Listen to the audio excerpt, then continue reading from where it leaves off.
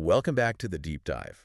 Today we're doing something a little different. It's almost like literary archaeology. That's a great way to put it. We're going to be digging into the raw material of a masterpiece of dark satire, Mikhail Bulgakov's Heart of a Dog. But we're not just reading the novel. We're looking at the building blocks. Exactly. We have access to the foundational pieces, the intensive dialogue sections, the scientific journal entries, even some of the original Cyrillic fragments that make up the dog's inner thoughts. And our mission here, for you, is to piece this all together.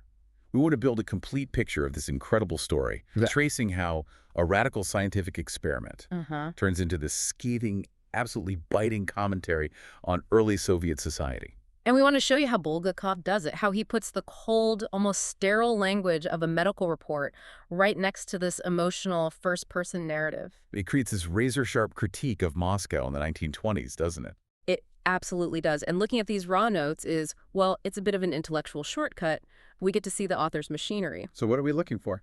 We're looking for the specific nuggets, the little details that give everything away. For instance, he uses these precise numbers all the time. Oh, right, like a temperature reading from a diary or... Or an exact stipend amount, or the very specific price of a piece of sausage.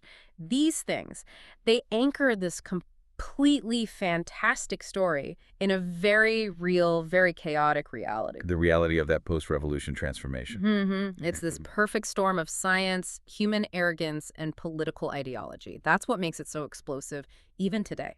Well, let's dive right in then. So we have to start where the whole story starts. Chapter 1. With the dog. With the dog. The narrator is this incredibly intelligent, miserable stray dog. And he's literally freezing to death on a Moscow street. And what struck me rereading these fragments is that he's not just suffering, he's already a critic. Yes, he's a social commentator from line 1. He's analyzing everything. Precisely. Bulgakov establishes his voice immediately. This dog, who we later get to know as Shirik, he's not just some poor victim, he's an analyst. He's watching the cruelties of the city. He sees the entire hierarchy, the injustice, the corruption of Moscow, and he sees it with a clarity that the human characters they don't have. Because they're blinded by their own stuff, their ideology, or their privilege. Exactly. His first monologue is full of these really sharp judgments. He's talking about the difference between cooks, who he calls proletariat, and the more educated people. He's already sorting society into categories. And Bulgakov uses the dog's senses, especially smell, to just hammer home the massive gap between the haves and have-nots. Oh, it's brilliant. Even in this supposedly new, equal Soviet state. You have this description of the enticing smell of the restaurant kitchen. It's overwhelming, almost maddening for him. That's the luxury, the warmth he can't have. Right. And it's contrasted so sharply with the severe, life-threatening cold he's actually feeling on the street. It's a sensory metaphor for the whole economic reality. It's so efficient. You don't need a long political explanation. Not at all. You don't need to read a textbook on the new economic policy to get what's happening. You feel it. You feel the injustice when he talks about how a cook recently threw boiling water on him. Oh, that detail is just brutal. It is. It's this casual violence that's just lurking under the surface of everyday life. The dog is a literal casualty of human cruelty and, maybe worse, human indifference. And all that desperation, it sets the stage perfectly for his rescue. Yeah. Or what seems like a rescue. Right. But the way he's rescued by Professor Preobrazhensky is what grounds the whole story. It's not some sentimental moment. No, it's very specific. That's one of my favorite details in the whole book. Mine too. The dog isn't lured by kindness or pity. He's lured by a calculated, precise transaction. Tell us what it is. The professor offers him 40 kopecks worth of Krakow sausage. 40 kopecks. Not just a piece of sausage. Never. The specific monetary value is crucial. Because in the early 1920s, the value of money, of the ruble, was all over the place. But 40 kopecks for high-quality food was a significant, measurable sum. So what does that tell us about the professor? It tells us he sees this dog not as a poor creature to be saved, but as a component, a valuable component for an experiment he's planning.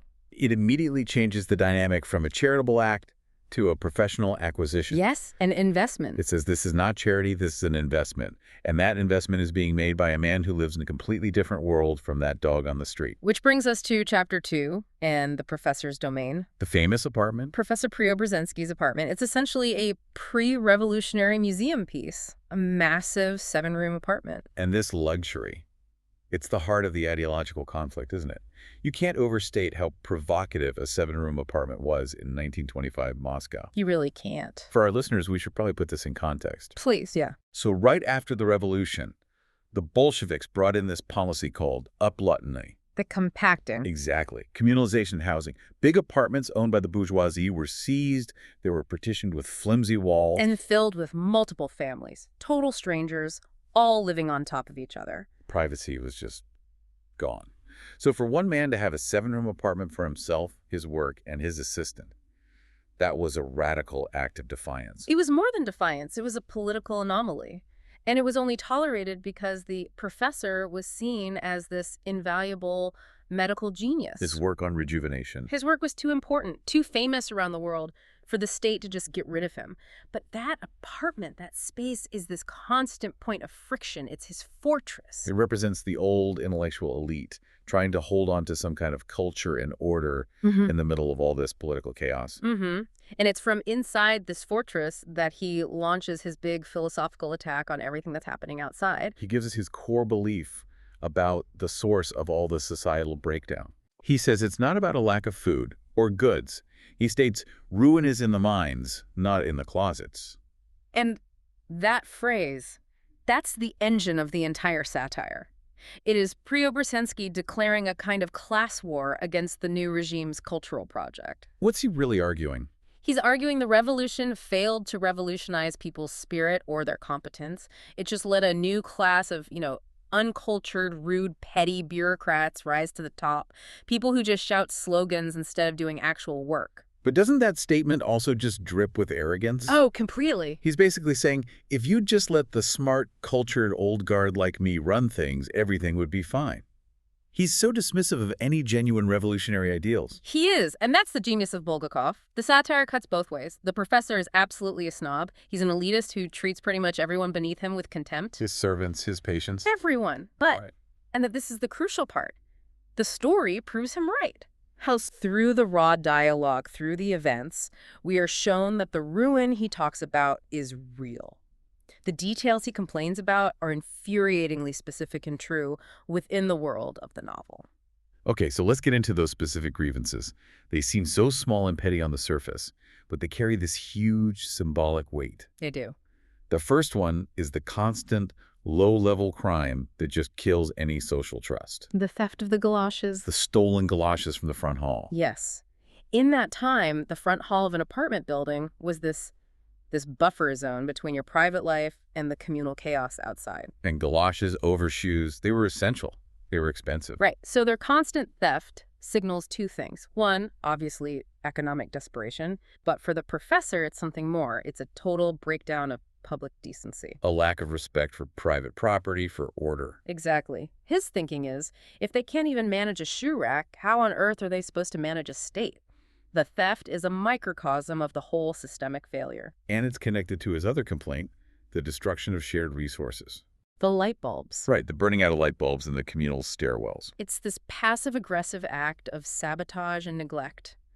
It proves his point that if something is shared, if it belongs to everyone, then nobody takes responsibility for it. That's his whole indictment of communal living in a nutshell, isn't it? It is. When everyone owns everything, no one owns anything, and you just get chaos. But there's one grievance that seems to drive him crazier than any other, the one that's a direct assault on his ability to think. The noise. The noise. The intolerable, aggressive noise from the proletarian orchestra that's always playing. And he's so specific about it. He mentions the triumphant march and how it's always played out of tune and way too loud. It's not just noise, you see. It's an auditory invasion. It's the sound of the new political order forcing its way into his intellectual sanctuary.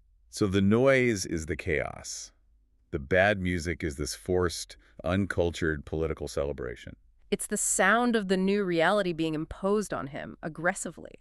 And this cultural clash, it very quickly becomes a physical one. The first confrontation, the housing committee shows up. led by the ideological fanatic Schwander. And they're not there to chat. They're demanding access, demanding space. They want the professor to implement equal rights, which means carving up his 7-room apartment. But the professor's defense is just. It's a masterclass. It's aggressive. It's rooted in his own competence. And he uses the state's own language, numbers, and regulations against them. He hits them with the financial figures. He pulls out the hard data. He points out that he gets this huge stipend of 500 rubles. Which, in the 1920s, was astronomical. The average worker was maybe supposed to live on 30 rubles. Maybe. So by saying that, he's establishing that he's not just some leftover from the old world. No, he's a highly functioning, irreplaceable state asset who deserves to be paid and housed accordingly. And he just flatly refuses to house more people. The irony is, he's using his intellectual superiority as a shield. He is. He's saying, my mind and my work are too valuable to be disturbed by your ideological nonsense. It's the ultimate elitist defense. And it works. He basically threatens them, saying if they mess with his work, they'll harm the state because he won't be able to treat their high-ranking bosses. He wins. He asserts that competence, not this forced equality, is the real basis for a functioning society. And that successful defense, where he wields his importance like a weapon, is the perfect transition into the lab. Where he tries to create the very new people. The revolution is so obsessed with making. The shift in the story here is just incredible. We go from the political satire of the living room, The heated arguments. and we dive straight into the pure, cold documentation of the laboratory. It's such a structural masterstroke by Bulgakov. And our window into that world is Dr. Bormentel's diary. The diligent assistant. Right. Bormentel is our lens. He's all about the procedure, the science. He seems mostly detached from the moral or social consequences of what they're doing. And his meticulous notes are what ground the whole thing. They're the anchor. They stop the story from just becoming pure fantasy. Because we have dates, we have temperatures, we have detailed physiological data. The diary is the clinical record of the professor's hubris. So let's talk about the main event, the operation itself. It's dated December 22, 1924. And Bormentel's notes are chilling. They're so specific. The procedure confirms they are implanting a human pituitary gland and human testicles into Sherik, the dog. The scientific goal being rejuvenation, creating a higher being. Yes. But we have to talk about the donor. The description of the surgery is cold and scientific, but the backstory of the human parts, that provides the moral weight. Who was the donor? A man named Klim Grigorievich Chigunkin, a petty thief, a drunkard, a criminal. He died from liver failure after a bar fight. And this choice of donor, it's arguably the most important political detail of the whole operation. Why use the organs of a deeply flawed, uncultured criminal? Because that's Bulgakov's central satirical point. The professor is trying to take a shortcut. He's trying to bypass the slow, difficult process of social and cultural evolution. The cultivation he claims to believe in. Exactly. He's trying to graft humanity onto a blank slate, the dog. But by choosing Klim Chigunkin, he's picking the absolute lowest common denominator, the worst example of the uncultured base element of society. So the implication is that this new Soviet man that the Housing Committee is always talking about is fundamentally built on the crude, aggressive, criminal nature of people like Chigunkin. And the professor's arrogance, his hubris, is that he believes his science is so powerful it can just chemically filter out the moral problems of the donor? That's it. He thinks the dog's pure biological foundation can elevate this base human material. But the diary immediately shows us the violent results of that shortcut. Yes, we go straight into the clinical data. We see the dog's massive physiological struggle in the days right after the operation. Let's track that timeline. The fragments give us specific dates. So on December 23rd, the day after, the condition is critical. Pulse 180, respiration 42. Which is incredibly high for a dog. He's in distress. But it gets much, much worse. By December 26th, What happens then? the dog is fighting for its life. The temperature spikes to a horrifying 41 degrees Celsius. Which is about 106 Fahrenheit. 106. Bormentel's note just says life-threatening fever. This isn't some smooth transition. It's a near-fatal immunological war going on inside this poor dog's body. We're reading the raw data of a creature being pushed way past its biological limits. For several days, The notes are just a blur of fluctuating vitals, the professor constantly giving injections, fighting this It fever. really shows how reckless the professor's science is. He is willing to kill the subject just to prove his theory of surgical rejuvenation. And the crisis continues. December 27th, the temperature drops slightly to 39.8, but that's still incredibly dangerous. The real turning point doesn't come for weeks. When do things finally stabilize? It's not until January 28th, a month later. The notes finally show a stable temperature of 37.0 Celsius, normal human temperature. So the body has accepted the graphs, the dog has survived. He has. But the transformation isn't just biological anymore. It's morphological and, most importantly, linguistic. This is where the diary fragments from late January and early February get really wild. The focus shifts from just keeping him alive to tracking, Signs of humanization. which happen at a terrifying speed.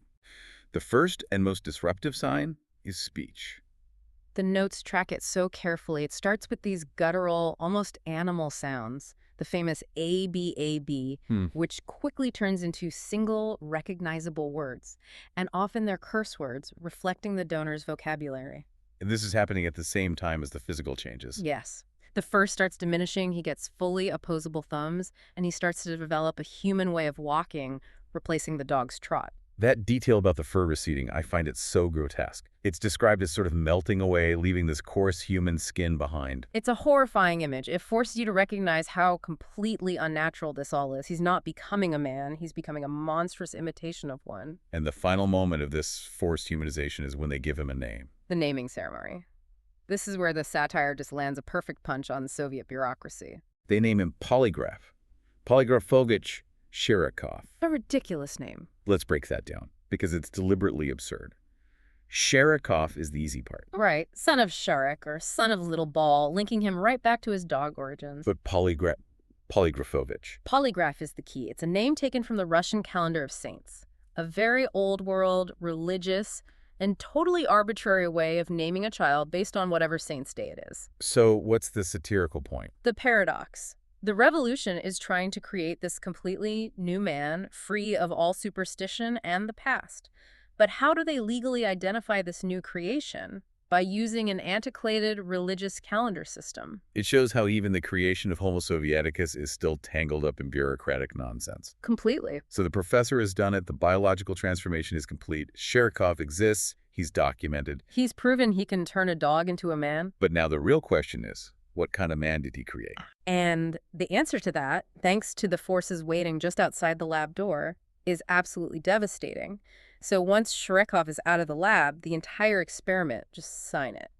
It shifts gears. It's no longer a scientific failure, it's a social catastrophe. And the failure isn't biological. Not at all, it's ideological. And the person who drives this social disaster is, of course, Schwanner. The professor's nemesis, the chairman of the housing committee. He immediately sees Shirokov not as some scientific anomaly, but as a political weapon. A golden opportunity. Oh, he takes him under his wing? He does. He starts this radical political education, and it just validates the professor's original fear. Ruin is in the mines.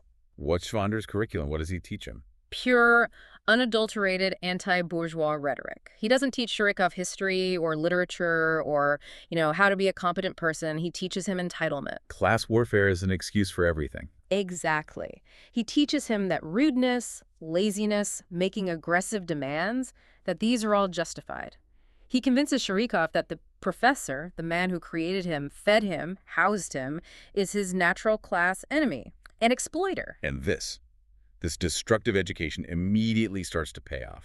Bureaucratically. Shirokov weaponizes the system instantly. The source fragments show us his first major achievement. Getting his official documents. The passport and the registration. And these aren't symbols of freedom. They are instruments of state power. And he uses them right away. The second he has that official stamp, his new rights are seen as more important than the professor's long-established position. It shows how bureaucracy in the system becomes the ultimate tool for the uncultured to wield power over the educated. He immediately starts to push the professor's buttons, usually about money. Yes. He demands that the professor pay 7 rubles for a dog tag for him. Which is so ironic. A physical symbol of his canine past. Right. But he insists on it like it's some mandatory state expense that the professor, as his father, now owes him. It's an early shakedown. And the offenses just escalate so quickly from there. From these petty demands to outright criminal behavior. The source material is like a logbook of his degeneration, and it confirms that all the negative traits are inherited directly from the donor, Klim Chigunkin. So what's on the list of his destructive acts?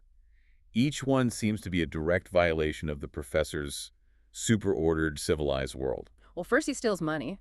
16 gold, 10 ruble coins. Gold coins. That detail feels important. It's crucial historical context. Gold currency was a symbol of the old, stable Tsarist economy that the Bolsheviks were trying to eliminate. So the fact that the professor still has them shows his connection to that old, stable order. And Shurikov's theft is like a symbolic act of revolutionary liquidation. But he's not doing it for the cause. He's doing it for selfish, base reasons, to buy cheap junk and alcohol. The vodka. He starts drinking heavily. Just like his donor. He turns that respectable apartment, that oasis of culture, into a den of vulgarity.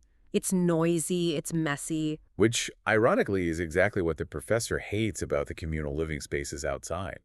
He's brought the chaos inside. He has.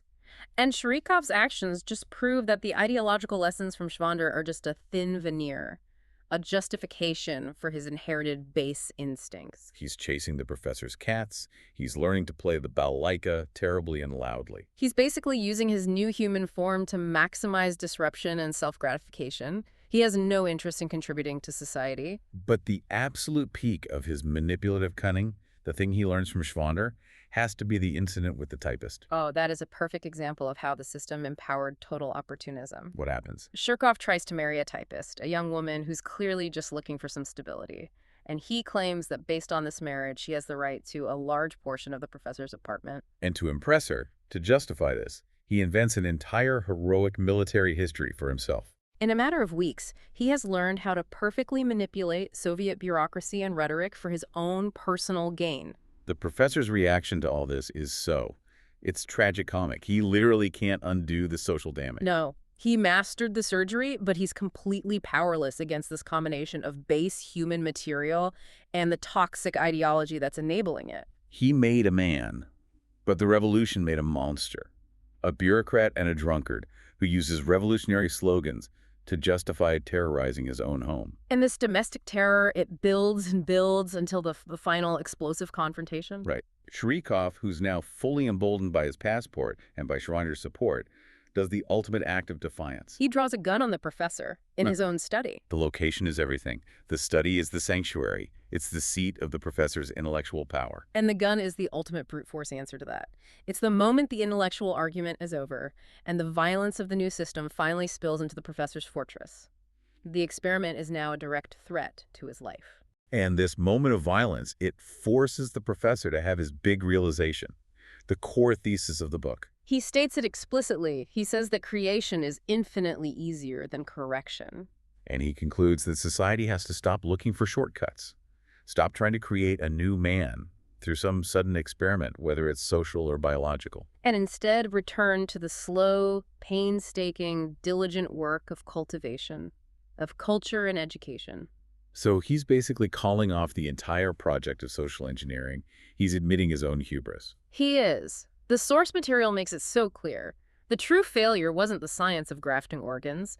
It was the failure to account for the moral and cultural baggage of the human parts. Klim Chigunkin's ruin in the mines was simply transplanted into the dog. And the allegory is that the revolution's attempt to instantly create a competent ruling class from that same material is impossible. It's doomed. And that realization leads to the only possible conclusion. A swift, decisive reversal of the entire procedure. So the threat of the gun that forces his hand, the reversal has to happen immediately. It does. It takes place on February 17th, 1925, less than 2 months after the first surgery. And this time, the operation is different. It's swift, it's purposeful, it feels less like an experiment and more like a necessary act of self-defense. It's about restoring order, and it's documented again with that same clinical detachment in Bormental's diary. This reversal operation, it sort of reinforces the professor's ultimate control over the biological world, even if he failed completely in the social one. It does. And the reversion diary, as we could call it, then tracks the dehumanization process step by step. It's the scientific proof that the reversal worked. And we see these clear physical signs in the notes. The first is the regrowth of the dog's thick, coarse fur. It's this visual symbol of him returning to his natural state. And crucially, the loss of articulate speech. It regresses, first back to those guttural sounds, the ABAB, and then finally just back to normal canine barks and whines. And what about physiologically? His vital signs normalize back to canine levels.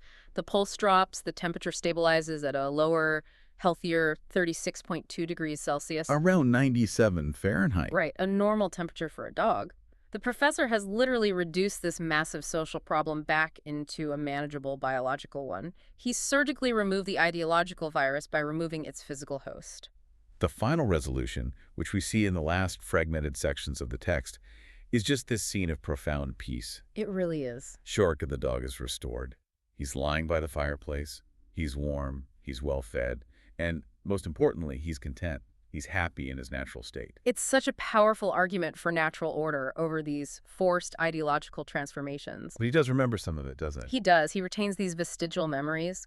The text says Shurik sometimes grumbles or sighs. A remnant of his brief, tortured human life. Exactly. But they're just these fleeting animal reactions filtered through his restored dog consciousness. The human phase is shown to be a complete aberration, a short, dangerous fever dream. And the professor? He just goes back to his routine. He's lecturing, he's consulting, he's doing his painstaking, necessary work. And his final thoughts really cement the book's core message. Which is? That patient, diligent work, whether it's in science or medicine or culture, is always superior to these hasty, radical shortcuts that try to engineer a perfect society or a perfect man. He confirms that the radical intervention was a failure.